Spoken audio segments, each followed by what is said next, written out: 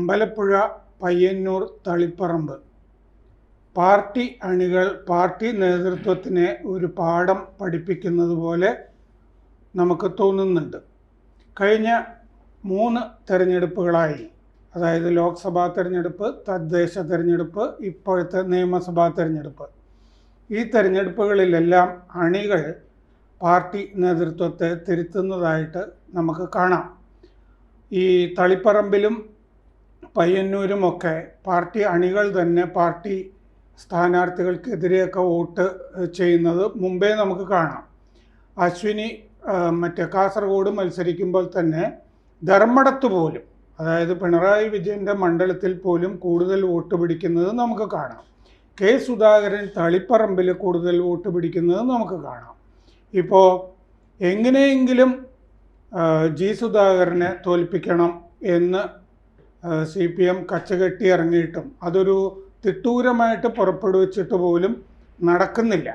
അപ്പോൾ ഈ കൈവിട്ട പോലെയാണ് ഇപ്പോൾ പാർട്ടിയിലെ കാര്യങ്ങൾ. അപ്പോൾ ഇങ്ങനെ പാർട്ടിയെ തിരുത്തി പാർട്ടിയെ പാർട്ടി നന്നാവുകയാണോ സംഭവിക്കുക, അതോ പാർട്ടി അസ്തമിക്കുകയാണോ സംഭവിക്കുക? പക്ഷേ അല്ല, എനിക്ക് തോന്നുന്നത് കേരളത്തിലെ ഒരു കമ്മ്യൂണിസ്റ്റ് പാർട്ടിയുടെ ആശയപരമായ അടിത്തറ വെച്ചിട്ടും അതിൻ്റെ വൈകാരികമായ ഒരു ബേസ് വെച്ചിട്ടുമൊക്കെ ഇത്തരം തിരിച്ചടികൾ പലപ്പോഴും ഉണ്ടായിട്ടുണ്ടെന്നൊന്നും പറയാൻ പാടില്ല. ഇത്ര ആഘാതത്തിൽ ഇത്ര ആഴത്തിലൊന്നും ഉള്ള തിരിച്ചടികൾ പണ്ട് കമ്മ്യൂണിസ്റ്റ് പാർട്ടിയുടെ ഒരു പാർലമെന്ററി ചരിത്രത്തിൽ ഉണ്ടായിട്ടില്ല. ഇത് ആദ്യത്തേതാണ്. ഇപ്പോൾ നമുക്കറിയാവുന്നതുപോലെ അടിയന്തരാവസ്ഥയ്ക്ക് ശേഷം നടന്നത്, വിമോചന സമരത്തിന് ശേഷം നടന്ന തെരഞ്ഞെടുപ്പിൽ അതൊക്കെ സ്വാഭാവികവും പ്രതീക്ഷിച്ചതുമായ തിരിച്ചടികളായിരുന്നു. ഇതിപ്പോൾ ഒരു ചിത്രം അതല്ല. അപ്പോൾ ഇപ്പോഴത്തെ അവസ്ഥയിൽ എനിക്ക് തോന്നുന്നു ഒരു ചില പാഠങ്ങൾ പുറത്ത് പലപ്പോഴും നമ്മുടെ ഈ പെയ്ഡ് മീഡിയക്കും അതുപോലെ ഈ പ്രീപോൾ സർവേക്കാർക്കും ഒന്നും പറയാൻ തോന്നാത്തത് പാർട്ടിക്കുള്ളിൽ പറഞ്ഞുകൊണ്ടിരിക്കുന്നുണ്ട്. എൻ്റെ പ്രധാനപ്പെട്ട കാരണം എന്ന് വെച്ചാൽ നമ്മൾ ഈ ഉൾപാർട്ടി ജനാധിപത്യം എന്നൊക്കെ പറയും, പാർട്ടി ചർച്ച എന്ന് പറയും, വിമർശനം എന്ന് പറയും, സ്വയം വിമർശനം എന്ന് പറയും. ഈ സാധനമൊക്കെ നടക്കുന്ന ഒരു കമ്മ്യൂണിസ്റ്റ് പാർട്ടി മെഷീനറി ഇല്ലാതായിട്ട് കുറേ കാലമായി എന്ന് പൊതുവെ കേരളത്തിലെ മറ്റാരെക്കാളും അത് ഉള്ളിൽ കൊണ്ട് അറിയുന്നത് പാർട്ടിക്കാരാണ്. അവർ നേരത്തെ സ്വീകരിച്ചിരുന്ന ഇപ്പോൾ രാമേന്ദ്രൻ സാർ പറഞ്ഞ പോലെ ഒരു സ്ട്രാറ്റജിയാണ്. അവരെന്താ സ്വീകരിക്കുക വെച്ചാൽ, ലോക്സഭാ തെരഞ്ഞെടുപ്പ് വരുന്നു, പിണറായി വിജയന് ഒരു ഡോസ് കൊടുക്കണം തീരുമാനിക്കുന്നു. പക്ഷേ ആ വാർഡിൽ, ഇപ്പോൾ പിണറായിയുടെ സ്വന്തം വാർഡിൽ, പിണറായി വിജയൻ്റെ സ്വന്തം വാർഡിൽ കെ സുധാകരൻ ലോക്സഭയിലേക്ക് മത്സരിക്കുമ്പോൾ കെ സുധാകരൻ്റെ പെട്ടിയിൽ ഒരു വോട്ട് കൂടുതൽ വീണാൽ കണക്ക് കിട്ടും. പക്ഷെ ഒരു പ്രതീക്ഷയും ഇല്ലാത്തൊരു പെട്ടിയാണ് അവിടെ BJPയുടെ പെട്ടി. BJPയുടെ പെട്ടിയിൽ പോയി കുത്തിക്കൊടുക്കുക, അല്ലെങ്കിൽ മീൻസ് അവരുടെ ചിഹ്നത്തിൽ പോയി കുത്തിക്കൊടുക്കുക, പ്രതിഷേധത്തിൻ്റെ ഏറ്റവും ദുർബലമായ രൂപമാണത്. 2, ഈ എത്ര തന്നെ വിയോജിപ്പുണ്ടെങ്കിലും കണ്ണൂർ ജില്ലാ സെക്രട്ടേറിയറ്റിൽ നിന്ന് ഒരാൾ വന്ന് നോമിനേഷൻ കൊടുക്കാൻ, അത് സംഘടനാപരമായ പ്രശ്നം മാത്രമല്ല, കുടുംബപരമായ പ്രശ്നമുണ്ട്, സാമ്പത്തിക പ്രശ്നങ്ങളുണ്ട്, ഒരുപാട് ബാന്ധവങ്ങളുണ്ട് അവിടുത്തെ പാർട്ടിക്ക്. പക്ഷേ ഇപ്പോൾ അതും മറികടന്ന് അവർ നോമിനേഷൻ കൊടുക്കാൻ, ആത്യന്തികമായിട്ട് അത് പ്രാണനിൽ ഭയം കൂടിയാണ്, അത്തരത്തിലുള്ള ഗുണ്ടായുസോടെ ഉണ്ട്, അതിനെയും മറികടന്ന് നോമിനേഷൻ കൊടുക്കുന്നു എന്നാണ്. ഏറ്റവും ഒടുവിൽ നമ്മൾ കണ്ടൊരു വാർത്ത, ഈ TK ഗോവിന്ദൻ നോമിനേഷൻ കൊടുക്കാൻ പുറപ്പെടുന്നത് എവിടുന്ന്, ആ വാർത്ത ഉണ്ടോ? അത് കൗതുകമുള്ളൊരു വാർത്തയാണ്. നോമിനേഷൻ കൊടുക്കാൻ പുറപ്പെടുന്നത് EP ജയരാജൻ്റെ വീട്ടിൽ നിന്നാണ്. V കുഞ്ഞികൃഷ്ണൻ്റെ പിന്നിൽ ആരുണ്ട് എന്ന ചോദ്യത്തിന് പാർട്ടി ഉപശാലകളിൽ നിന്ന് തന്നെ പുറത്തു വന്ന ഒരു പ്രധാനപ്പെട്ട വാർത്ത PJ ആർമി ഉണ്ട് എന്നാണ്. അപ്പോൾ ഇതൊന്നും ഒറ്റയ്ക്ക് സംഭവിക്കുന്നതല്ല. അപ്പം തന്നെ പ്രതീക്ഷിക്കാം, ഇതൊന്നും വെറുതെ പോയി നോമിനേഷൻ കൊടുത്തിട്ട് ആളാവാൻ വേണ്ടി പോയതല്ല. അതിനൊരു കൃത്യമായ രീതിയുണ്ട്. അത് മാത്രമല്ല, അവരുടെ ക്യാമ്പയിനൊക്കെ കണ്ടില്ലേ, പാർട്ടിയിൽ കണക്കില്ല, രക്തസാക്ഷികളെ പറ്റിക്കുന്നു, ഇങ്ങനെയൊക്കെയുള്ള ചോദ്യങ്ങളുണ്ട്. അതുകൊണ്ട് എനിക്ക് തോന്നുന്നു ഇത് വളരെ കൃത്യമായി ജനാധിപത്യ രീതിയിൽ പാർട്ടിയെ തിരുത്താനുള്ള മെഷീനറികളൊക്കെ അസ്തമിച്ചു പോകുമ്പോൾ വളരെ സിമ്പിളാണ്. മുന്നണി ഭരണം എന്ന് പറഞ്ഞ ഒന്നുണ്ടോ കേരളത്തിൽ? ഉണ്ടായിട്ടില്ല. കഴിഞ്ഞ 10 കൊല്ലമായിട്ട് മുന്നണി ലൈസൺ കമ്മിറ്റി കൂടാറുണ്ടോ? ഒന്ന് ആലോചിച്ച് നോക്കൂ. പാർട്ടിയുടെ ഇപ്പോൾ ഇടതുപക്ഷ മുന്നണിയിലെ പല ഘടകകക്ഷി നേതാക്കളും പറഞ്ഞു ലൈസൺ കമ്മിറ്റി കൂടിയിട്ട് എത്ര കാലമായി. പക്ഷേ അങ്ങനെ പോളിസി മേക്കേഴ്സ് അല്ലേ അവർ, കൂടുന്നില്ല. പാർട്ടി സംസ്ഥാന കമ്മിറ്റി മോശക്കാരല്ലല്ലോ, എനിക്ക് നല്ല ഉറപ്പുണ്ട്. ഇപ്പോൾ നമുക്കൊക്കെ അറിയാവുന്നതാണ്, ആ പാർട്ടി സംസ്ഥാന കമ്മിറ്റിയിലുള്ള 85 പേരിൽ 80 പേര് എന്തൊക്കെ പറഞ്ഞാലും പിണറായി വിജയനേക്കാൾ കാലിബറുള്ളവരാണ്. അവരോട് കൂട്ടുകൂടി അഭിപ്രായം ചോദിക്കൂല. പോട്ടെ, മന്ത്രിസഭയുടെ നമ്മളിപ്പോൾ പലപ്പോഴും പരിശോധിക്കുമല്ലോ, ഈ ചെറുപ്പക്കാർക്ക് ശേഷിയില്ലാഞ്ഞിട്ടാ ഈ മന്ത്രിസഭയിൽ അവരെ ആക്ട് ചെയ്യാൻ വിടൂല, അവർ സ്വന്തമായി തീരുമാനം എടുക്കാൻ വിടൂല. എല്ലാ മന്ത്രിയുടെയും ആഫീസിൽ ഒരു നിഴൽ, എപ്പോഴും മുഖ്യമന്ത്രിയുടെ നിഴലുണ്ട്. അന്തിമമായി അദ്ദേഹം ഡീൽ ചെയ്യുക. അതുകൊണ്ട് നമ്മളിപ്പോൾ പെർഫോമൻസ് നോക്കുമ്പോൾ മന്ത്രിമാരുടെ പെർഫോമൻസ് മോശമായിരുന്നു എന്ന് നമ്മൾ പറയുമല്ലോ. പെർഫോം ചെയ്യാനല്ല അവരവിടെ ഇരുത്തിയിരിക്കുന്നത്. ഒറ്റക്ക് ഭരിക്കാനാണ്, ഒരു ഏകാധിപതിക്ക് ഒറ്റക്ക് ഭരിക്കാനും അദ്ദേഹം പറയുന്നിടത്ത് അദ്ദേഹത്തിന്റെ ഏജന്റുമാർ ചൂണ്ടിക്കാണിക്കുന്നിടത്ത് ഒപ്പിട്ട് കൊടുക്കാനും മാത്രമാണ് ഈ 19 മന്ത്രിമാരെ വെച്ചുകൊണ്ടിരുന്നത്. അങ്ങനെയായിരുന്നു എന്ന് ഘടകകക്ഷിയുടെ മന്ത്രിമാർ പോലും പറയുന്നുണ്ട്. CPI മന്ത്രിമാർ അവരുടെ കേന്ദ്രങ്ങളിലൊക്കെ പറയുന്നുണ്ട്. അതാണ് സ്ഥിതി. മന്ത്രിസഭയും ഇല്ലാതായി. പിന്നെ തീരുമാനിക്കുന്ന ആരാ? സംസ്ഥാന സെക്രട്ടേറിയറ്റ് കൂടുന്നതിന്റെ തീരുമാനം. സെക്രട്ടേറിയറ്റ് കൂടുന്നത് വരെ വെടിയും പറഞ്ഞിരിക്കും. അത്ര ഏതുവരെ എന്നറിയോ? മുഖ്യമന്ത്രി വരുന്നവരെ. മുഖ്യമന്ത്രി വന്നു കഴിഞ്ഞാൽ എന്താണോ പറയാനുള്ളത് പറയും, അത് മിനിറ്റ്സിൽ എഴുതും, തീരുമാനമാക്കും. ഇങ്ങനൊരു കാലമായിട്ട് എത്ര കാലം മുന്നോട്ട് പോകും? അതുകൊണ്ട് പാർട്ടി കൃത്യമായി സാധാരണക്കാരായ പാർട്ടിക്കാർ തീരുമാനിച്ചിട്ടുണ്ട്. ഇതുകൊണ്ട് ഇത് ഇങ്ങനെ പോയാൽ അവരുടെ മനസ്സിൽ സ്വപ്നതുല്യമായൊരു ആശയമാണല്ലോ തീർച്ചയായിട്ടും ഇത് ഇല്ലാതാകും. അത് ഇല്ലാതാവാൻ ഒരു വഴിയേ ഉള്ളൂ. പിണറായി വിജയൻ അത്രയുള്ളവർക്ക് ഒരു ടേം CPM മാറ്റി നിർത്തുക, ഇടതുപക്ഷത്തെ തോൽപ്പിക്കുക എന്ന് പറയുന്നത് വേറൊരു വഴിയില്ലാഞ്ഞിട്ടാണ്. അല്ലെങ്കിൽ പിണറായി വിജയനിൽ നിന്ന് അവസാനത്തെ ഒരു പ്രതീക്ഷ ഉണ്ടായിരുന്നു ഇവർക്ക്. അവസാനത്തെ പ്രതീക്ഷ എന്താ? ഈ തെരഞ്ഞെടുപ്പിന്റെ തൊട്ട് മുമ്പ് 10 കൊല്ലം ഞാൻ ഭരിച്ചു, ഞങ്ങൾ ഇടതുപക്ഷ മുന്നണി ഭരിച്ചു, ജനങ്ങൾക്ക് നന്ദിയുണ്ട്, ഈ തെരഞ്ഞെടുപ്പിനെയും ഞാൻ നയിക്കും, മറ്റൊരാൾ മുഖ്യമന്ത്രിയാകും എന്ന് പറഞ്ഞിരുന്നെങ്കിൽ എനിക്ക് തോന്നുന്നു ഈ ഇത്ര അപായകരമായ തിരിച്ചറിവ്. കാരണം UDF ജയിക്കാനുള്ള മെറിറ്റ് ഒന്നും നമുക്ക് എന്തുമാത്രം ഉണ്ട് നമുക്കറിയാലോ. UDF ജയിക്കാനുള്ള മെറിറ്റ് എന്താ ഈ കഴിഞ്ഞ 10 കൊല്ലം? അങ്ങനെ തീരുമാനിച്ചില്ലെന്ന് മാത്രമല്ല, എന്റെ മാത്രം ഹോർഡിംഗ് ബോർഡേ വെക്കുള്ളൂ എന്നും തീരുമാനിച്ചു. അതിഭീകരമല്ലേ? അതിൽ ചിലപ്പോ MP ഗോവിന്ദന്റെ പടവും കൂടി വെച്ചിരുന്നെങ്കിലും ഇത്രയും വലിയ പരാജയം വരില്ല. അല്ല, ഇത് നമ്മളീ പറയുന്ന മാത്രമായിട്ട് ഞാനതിനെ കണക്കാക്കണം. പിണറായി വിജയൻ ഇങ്ങനെയായി ആരനുവദിച്ചു? അതിന് ഞാൻ എപ്പോഴും കമ്മ്യൂണിസ്റ്റ് പാർട്ടിയുടെ പ്രവർത്തകരെ, നേതാക്കളെ ആണ് കുറ്റം പറയാം. എന്തിനാണ് സെക്രട്ടറി? എന്തിനാണ് സംസ്ഥാന കമ്മിറ്റി? ഇവനൊക്കെ ചായ കുടിക്കാനാണ് സംസ്ഥാന കമ്മിറ്റി? അല്ല. പിണറായി വിജയൻ വരുന്നവരെ അവിടെ വെറുതെ ഭക്ഷണം കഴിച്ചിരിക്കുക. അതിനല്ലല്ലോ സെക്രട്ടേറിയറ്റ്, അതിനല്ലല്ലോ സംസ്ഥാന കമ്മിറ്റി. അപ്പൊ ഇവരാണ് പ്രതികൾ. പിണറായി അല്ല പ്രതികൾ ഇവരാണ്. അതെ, ഇവരാണ് ശരിപ്പെടുത്തേണ്ടത്. പറഞ്ഞാൽ എനിക്കൊരു വിയോജിപ്പ് എന്താണെന്നറിയാം. പ്രത്യേകിച്ച് ഞാൻ പിയൂസൻ സാറ് പറഞ്ഞുകൊണ്ട് പറയാം, ഇങ്ങനെ ഒരാൾക്ക് കേന്ദ്രീകൃത ജനാധിപത്യം എന്ന് പറയുന്ന ഒരു പദവിയിൽ ഒരു വ്യക്തിയുടെ മൊറാലിറ്റിയും വ്യക്തിയുടെ ശേഷിയും വ്യക്തിയുടെ ശുദ്ധതയും അനുസരിച്ച് മാറി മാറി വന്ന ചരിത്രം പലപ്പോഴും ഇല്ലേ? ലെനിൻ ഇരുന്ന കസേരയിൽ സ്റ്റാലിൻ ഇരുന്നപ്പോൾ എന്താ സംഭവിച്ചത്? ഇത് അതാത് കാലത്തെ ഏതെങ്കിലും പാർട്ടി കമ്മിറ്റിയിൽ ചെന്നുപെട്ട സഖാക്കളുടെ കുഴപ്പമായിട്ട് പറയാൻ പറ്റുമോ? അതോ കമ്മ്യൂണിസ്റ്റ് പാർട്ടി അടിസ്ഥാന സ്ട്രക്ചറിൽ കുഴപ്പമുണ്ടെന്ന് പറയാൻ പറ്റുമോ? അല്ല, അടിസ്ഥാന സ്ട്രക്ചറിൽ കുഴപ്പമുണ്ടെന്നുള്ളത് ട്രോട്സ്കി പറഞ്ഞിട്ടുള്ളതാണല്ലോ, വളരെ കൃത്യമായി. കാരണം വെച്ചാൽ ഇതിൻ്റെ ഒരു പരിണാമം, ഈ കമ്മ്യൂണിസ്റ്റ് ചട്ടക്കൂടിൻ്റെ ഒരു പരിണാമം എന്ന് പറയുന്നത് സബ്സ്റ്റിറ്റ്യൂഷൻ. അതായത് ജനങ്ങൾക്ക് പകരം പാർട്ടിക്ക് പകരം പാർട്ടി സംഘടനയ്ക്ക് പകരം പിന്നീട് സെക്രട്ടേറിയറ്റിന് ശേഷം പിന്നീട് പോളിറ്റ് ബ്യൂറോന് പകരം അവസാനം ജനറൽ സെക്രട്ടറി. അതായത് ഒന്നിന് പകരമാണ്, ജനങ്ങൾക്ക് പകരം പാർട്ടിയെ സ്ഥാപിക്കണം ആദ്യം. അങ്ങനെയാണല്ലോ ഈ കുഴപ്പങ്ങൾ മുഴുവൻ ആരംഭിക്കുന്നത്. ജനങ്ങളുടെ പ്രശ്നങ്ങൾ അല്ല, പാർട്ടിയുടെ പ്രശ്നങ്ങളും പാർട്ടിയുടെ തീരുമാനങ്ങളും നടപ്പിലാക്കുകയാണ്. ജനങ്ങൾ അവിടെയില്ല. അപ്പം ജനങ്ങൾക്ക് പകരം പാർട്ടി വന്നു. പാർട്ടിക്ക് പകരമാണ് പിന്നീട് പാർട്ടിയുടെ സംഘടന. അപ്പോൾ പാർട്ടി പുറത്തായി, സംഘടനയായി. ആ സംഘടനയിൽ നിന്ന് ആ സംഘടനയെ തന്നെ സമ്പൂർണ്ണമായിട്ട് ഇല്ലായ്മ ചെയ്യുന്നൊരു സംവിധാനമാണ് ഈ സംസ്ഥാന കമ്മിറ്റി സെക്രട്ടേറിയറ്റ് എന്ന് പറയുന്നത്. പിന്നീട് ഈ സെക്രട്ടേറിയറ്റ്, അതിന് മുകളിൽ പോളിറ്റ് ബ്യൂറോ ഉള്ളതിൻ്റെ പേരിൽ നമ്മൾ പോളിറ്റ് ബ്യൂറോ വെക്കുന്നു. ഇതിനൊക്കെ തന്നെ ഇല്ലാതാക്കിയിട്ട് അവസാനം ഒരാൾ വരും. അതാണ് പാർട്ടിയുടെ ജനറൽ സെക്രട്ടറി. അതാണ് പിണറായി വിജയൻ.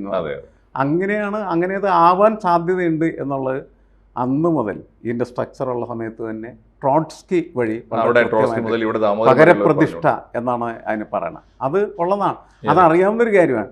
എന്നിട്ട് അതിലേക്ക് പോകുന്ന സമയത്ത് നിങ്ങൾ എന്തുകൊണ്ട് അതിനെ തടയുന്നില്ല? തടയാനുള്ള സംവിധാനമാണല്ലോ പാർട്ടിക്കകത്തുള്ള നമ്മൾ എന്താണ് ഈ സ്വയം വിമർശനം എന്ന് പറയുന്നത്. അതിനുള്ള കൃത്യമായിട്ടുള്ള സംവിധാനമാണ്. ആ സംവിധാനം പ്രാവർത്തികമല്ലാതാവുന്ന സമയത്ത് എന്ത് ചെയ്യണം എന്ന് ജനങ്ങൾ പഠിക്കുന്നതാണ് നമ്മളിപ്പോൾ പയ്യന്നൂരിൽ നിന്നും തളിപ്പറമ്പിൽ നിന്നും അമ്പലപ്പുഴയിൽ നിന്നും മനസ്സിലാക്കുന്നത്. കാരണം ഞാൻ ഈ ജി സുധാകരൻ സാഹുവായിട്ടൊക്കെ പലവട്ടം ഞാൻ സംസാരിച്ചിട്ടുള്ളതാണ്. ഞാൻ പാർട്ടിയെ നന്നായിട്ട് വിമർശിക്കുന്ന സമയത്ത് ഒക്കെ, ആ സമയത്ത് അദ്ദേഹം മന്ത്രിയായിരിക്കുന്ന സമയത്ത് ഞങ്ങൾ സംസാരിക്കുമ്പോൾ പറയും, നീ പറയുന്നതൊക്കെ ഞാൻ കേൾക്കാറുണ്ട്, കാരണം അതിൽ കുറേ കാര്യങ്ങളുണ്ടെന്ന് എനിക്കറിയാം എന്ന് പുള്ളി പറയുമായിരുന്നു. അത് അവസാനം എന്തെന്ന് വെച്ച് കഴിഞ്ഞാൽ ഞാൻ പറയുന്നത് പുള്ളിക്ക് പറയേണ്ടി വന്നു.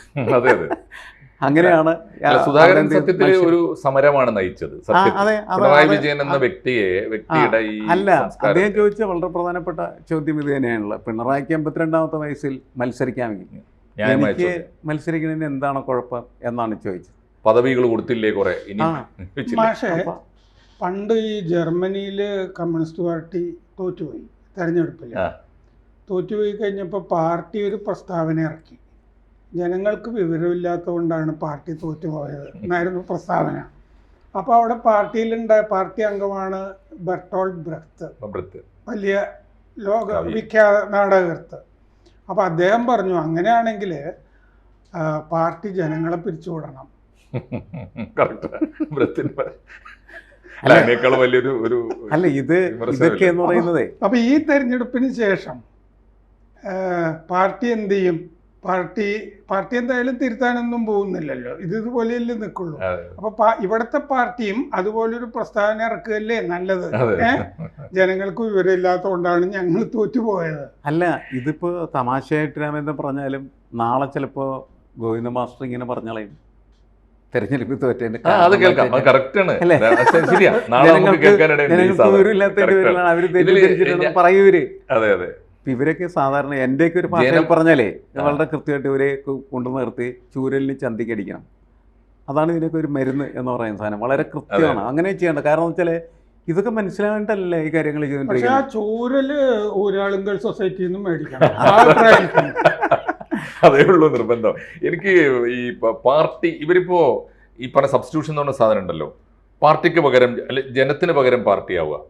അങ്ങനെയാണെങ്കിൽ ജനായത്തത്തിന് പകരം മുഴുവൻ പാർട്ടി സംവിധാനങ്ങൾ വരിക. അപ്പോൾ എന്നിട്ട് ഇവർ പലപ്പോഴും വാദിക്കുമ്പോൾ ഉണ്ടാകുന്നൊരു തർക്കം ഞാൻ പറയണത് എന്താ വെച്ചാൽ പാർട്ടിക്ക് പാർട്ടി സംവിധാനമുണ്ട്, പാർട്ടിക്കാരനെ കോടതി ശിക്ഷിക്കാൻ പറ്റില്ല, പാർട്ടി കോടതി ശിക്ഷിക്കും. സാറേ പറയുന്ന സംഭവം ഉണ്ടല്ലോ, ഇതൊക്കെ ശരിയാണെന്ന് ജനം കൃത്യമായിട്ട് മനസ്സിലാക്കിയിട്ട് ജനം ആണല്ലോ ഇവരെ പഠിപ്പിക്കുന്നത്. ആണ്.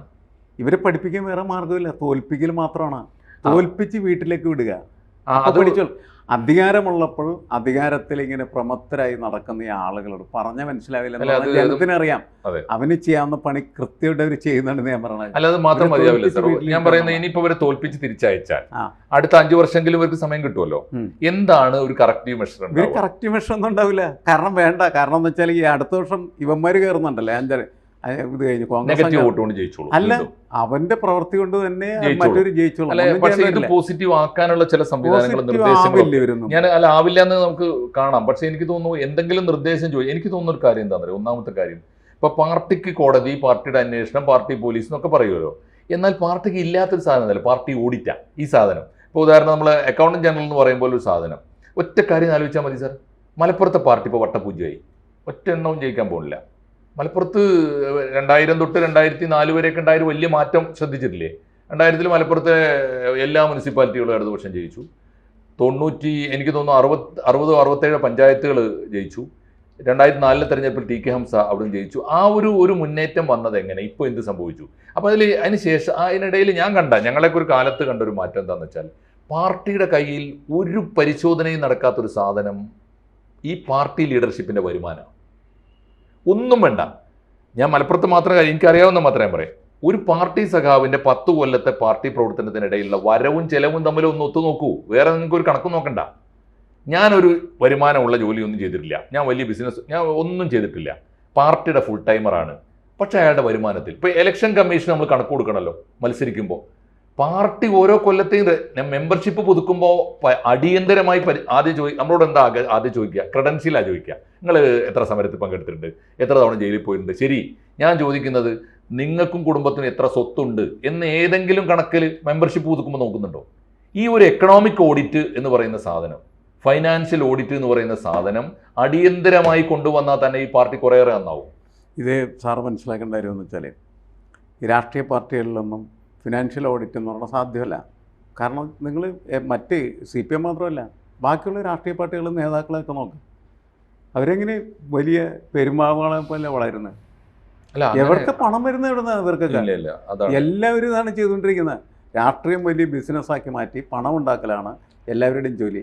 നമ്മളിപ്പോൾ പറഞ്ഞാൽ 5 വർഷം കഴിയുമ്പോൾ ഇവരൊന്നും ചെയ്തില്ലെങ്കിൽ ഇവർ തിരിച്ചു വരും എന്ന് പറയുന്നത് കോൺഗ്രസ് തിരിച്ചു വരുന്നത് പോലെയാണ്.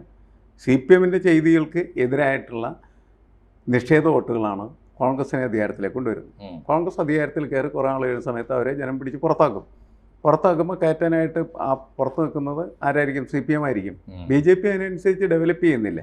നമ്മളീ കണക്കുകളൊക്കെ പറയുന്ന സമയത്ത് ത്രികോണ മത്സരം എന്നൊക്കെ പറഞ്ഞിട്ട് ഇപ്പോൾ സംഭവം ത്രികോണ മത്സരമൊന്നും അല്ല നടക്കുന്നത്. ചില മണ്ഡലങ്ങളിൽ നടന്നേക്കാം. കാരണം അതങ്ങനെ ഡെവലപ്പ് ചെയ്ത് വന്നാൽ മാത്രമാണ് വേറെ ആൾട്ടർനേറ്റീവ് എന്ന് പറഞ്ഞ കൺസെപ്റ്റ് ഉണ്ടാവും. ഇപ്പം നമ്മൾ തമിഴ്നാട്ടിൽ സംസാരിച്ച സമയത്ത് വിജയിൻ്റെ വരവ് എന്ന് പറഞ്ഞാൽ തേർഡ് ആൾട്ടർനേറ്റീവ് ആണ്. ഇവിടെ അങ്ങനത്തെ ഇത് ആ തരത്തിലുള്ള ഒരു ആൾട്ടർനേറ്റീവ്. പിന്നെ പൊതുവെ ഇതാണ് ഈ രാഷ്ട്രീയത്തിൽ വരുന്ന ആരും ദരിദ്രനാവും. ഇനിയിപ്പോൾ നമ്മൾ അവസാനിപ്പിക്കുമ്പോൾ ഒരു പ്രധാനപ്പെട്ട ചോദ്യം ചോദിക്കാനുണ്ട്. അതായത് പാർട്ടിക്ക് തിരുത്താനുള്ള സമയം ഉണ്ടായിരുന്നു. ഈ പയ്യന്നൂർ കുഞ്ഞിരാമൻ ഈ കുഞ്ഞികൃഷ്ണൻ ഈ കലഹം ഉണ്ടാക്കിയപ്പോൾ ആ TI മധുസൂദനെ അവിടെ നിന്ന് മാറ്റാമായിരുന്നു. വേറൊരാളെ അവിടെ തെരഞ്ഞെടുപ്പിന് നിർത്താമായിരുന്നു. അവിടെ ആളിന് ക്ഷാമമൊന്നുമില്ലല്ലോ. അതുപോലെ അമ്പലപ്പുഴയിൽ സലാമിനെ മാറ്റാമായിരുന്നു. സലാമിന് പകരം വേറൊരാളെ അവിടെ നിർത്താമായിരുന്നു.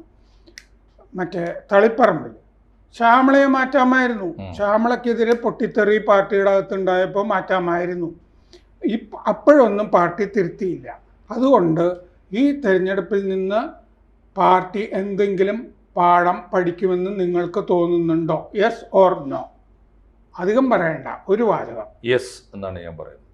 കാരണം ഇപ്പം തിരുത്തിയില്ലെങ്കിൽ ഈ സാധനം എന്നേക്കുമായി ഇല്ലാതാവും എന്ന ബോധ്യമുള്ള ഒരു 10% വിട്ടുവീഴ്ചയില്ലാത്ത താല്പര്യങ്ങളില്ലാത്ത കമ്മ്യൂണിസ്റ്റുകാരെങ്കിലും CPM-ൽ പോലും ഉണ്ട്. ഞാനും യെസ് എന്ന് പറഞ്ഞത് സാറ് പറഞ്ഞ അർത്ഥത്തിലല്ല എന്ന് മാത്രമേ ഉള്ളൂ.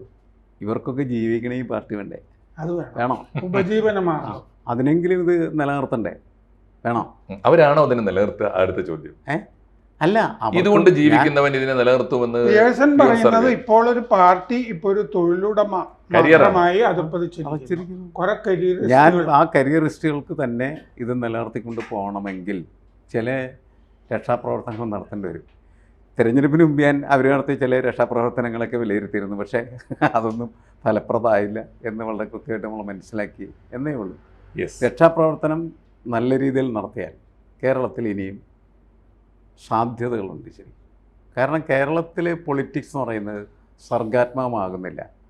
സാറ് പറഞ്ഞൊരു സ്പേസ് 10% ആളുകൾക്ക് അവർക്ക് കടന്നു വരാൻ പറ്റില്ല. ഇതിനകത്ത് കടന്നു വരാൻ പറ്റണമെങ്കിൽ എന്തെന്ന് വെച്ചാൽ ഈ തെരഞ്ഞെടുപ്പിൽ എല്ലാവരെയും ജനം തോൽപ്പിക്കണം. പിണറായി വിജയനെ അടക്കം തോൽപ്പിക്കണം. അങ്ങനെയുള്ള കക്ഷികളെ മുഴുവൻ തോൽപ്പിച്ച് കഴിഞ്ഞാൽ കമ്മ്യൂണിസ്റ്റ് പാർട്ടിയുടെ ഒരു പതനത്തിന്റെ ചരിത്രം പരിശോധിക്കുമ്പോഴേ ഒറ്റ കാര്യം കൂടി പറഞ്ഞു.